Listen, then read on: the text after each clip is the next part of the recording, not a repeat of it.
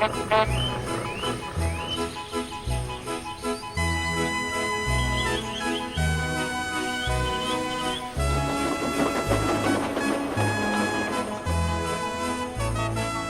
frosty morning, Thomas was puffing down his branch line with his two coaches, Annie and Clarabelle.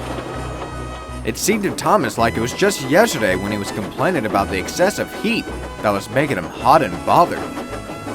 But now summer had long ended, and autumn had left its place to be filled by the cold winter. Despite the winter time, there were plenty of passengers, and the demand for goods was relatively high. Out of all the engines, Gordon felt more strain than others.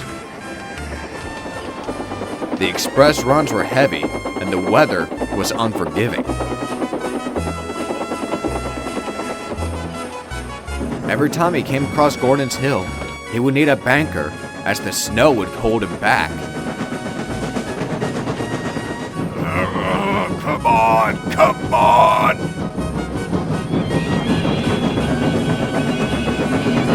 Careful, boy. We don't want to roll back down the hill.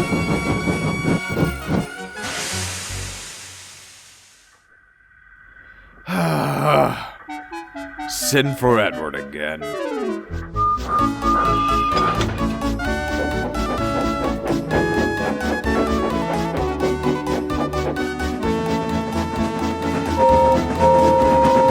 Despite this, the only ones that had pleasant journeys were the passengers themselves.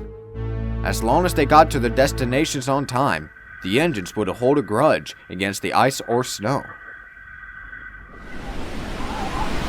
But one night, as all the engines were resting inside Taylor's sheds, a raging blizzard was taking place right outside. I hope the twins are ready for another ride around the island. As if we were lacking snow already. The next morning, Donald and Douglas had already cleared a good part of the main mine. Despite this, all of the engines had to wear snowplows for safety measures.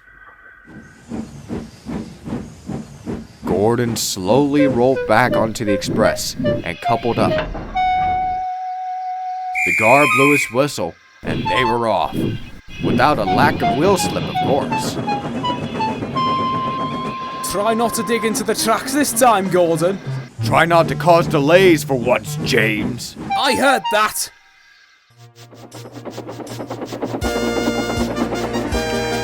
The journey was going smoothly, and Gordon could actually enjoy the view. Seeing every familiar place covered in snow felt rather exciting for Gordon. Everything just looked nice and peaceful.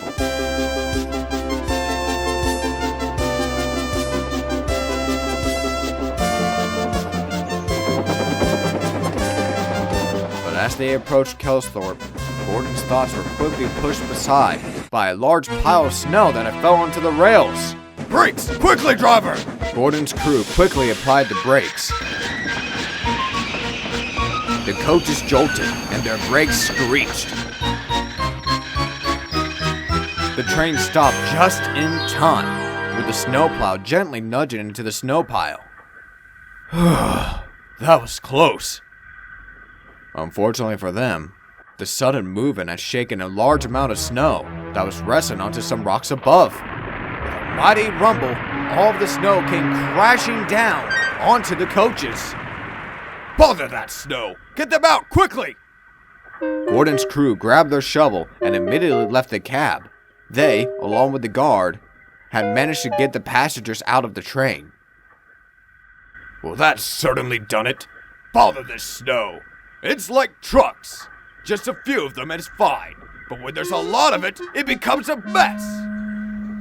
The guard signaled for help, and soon Edward arrived. While the workmen set to work clearing the snow, Edward took Gordon's passengers and went on his way. What they hadn't anticipated, however, was the damage that had been done to the coaches. Eventually, the Fat Controller arrived. Oh, dear. Are you all right, Gordon? Better than ever, sir. That's good, at least. I'm sorry, sir, but I don't think we can say the same of the coaches. Some of the windows got smashed. All the excess weight has weakened the frames, and the bogies need to be checked thoroughly. My goodness. This is disastrous. We don't have enough spare coaches to replace the whole express. I guess we'll have to arrange a solution. Gordon, help the workmen get the coaches to the works, and then rest yourself. I'll inform you of any changes later. All right, sir. This won't go well. And indeed, things didn't go well for Gordon. Half of the passengers that were usually boarded the express had to take bogie instead, and thus, Gordon had to stop at only half of the usual stations. But what really bothered Gordon was what he had to pull instead.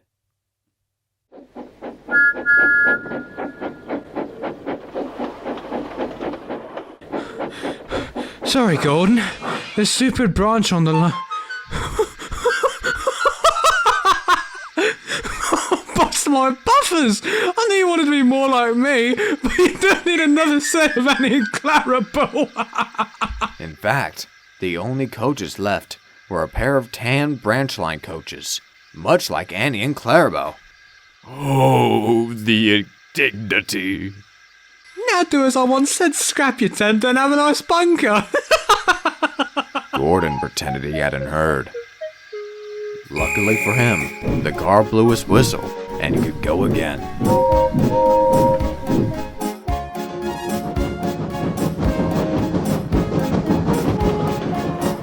This is unacceptable.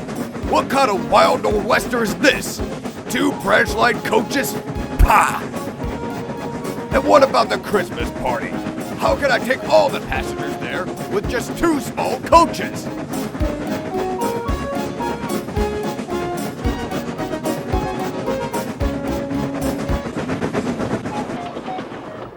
A few days later, the passengers were little enough to fit inside bogie, without the need for extra coaches. The Fat Controller then relocated Gordon to help the workmen clear the snow from the yards. He didn't like it, sure, but it was more dignified than pulling that express. A workman suddenly approached them. We need your help clearing up some wagons. Gordon followed the workers to a pair of out-of-sight sidings where snow had buried some flatbeds. He swiftly coupled up to them, and after some straining, he managed to free them. Before going back to the main yard, he cleared the siding with a snowplow. But in doing so, the big pile of snow next to him lowered. Gordon stopped and glared at what the snow revealed. He couldn't believe his eyes. Next to him stood a cream-colored line of windows glaring in the sun. No! It can't be! The workmen cleared away more snow to reveal a green shape underneath it.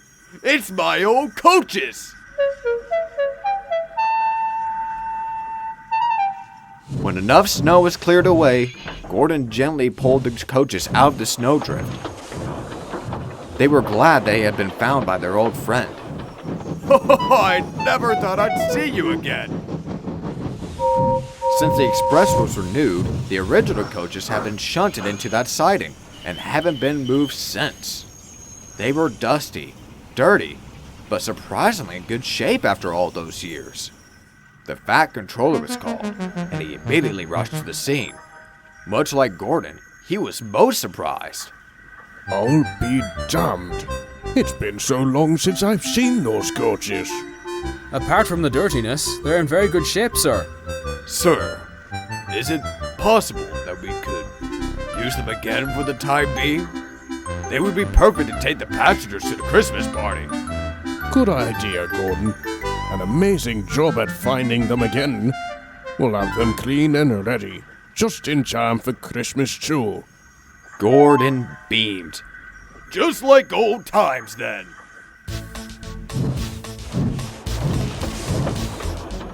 Gordon happily took the coaches to the fitter shed, where the workmen cleaned and inspected them all over. When Gordon came back, they looked splendid and shiny as the day he last pulled them. time to waste, everyone. The passengers are waiting.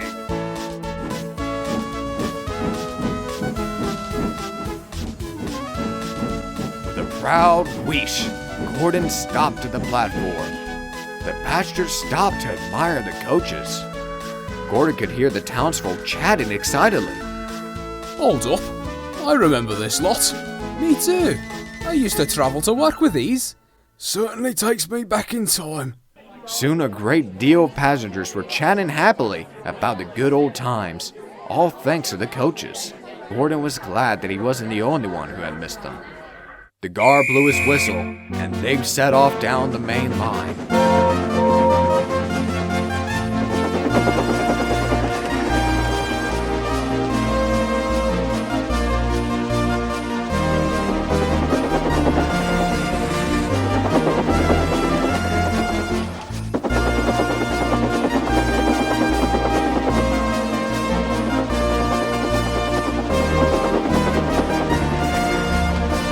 Station by station, Gordon picked up more and more passengers on his old express, all heading to the Christmas party that was being held at Kelsthorpe.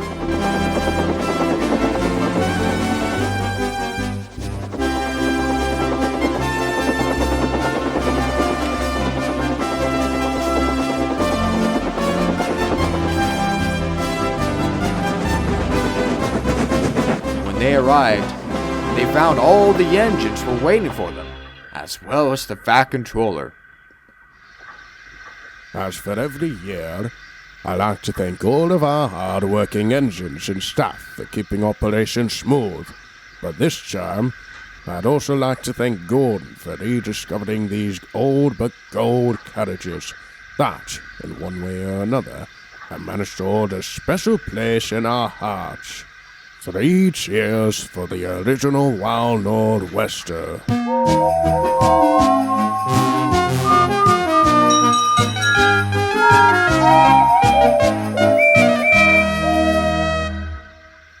From that day forth, the original coaches were used on special occasions, and it would be pulled by either James or Edward.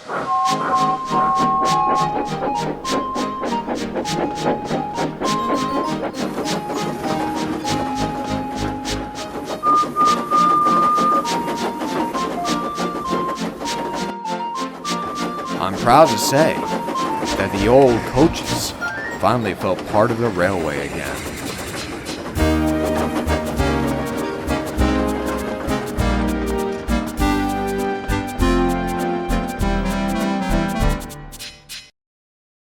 But here's a little cheer, and a lot of people like it. It goes like this. Rat shit, bat shit, dirty old twat. 69 assholes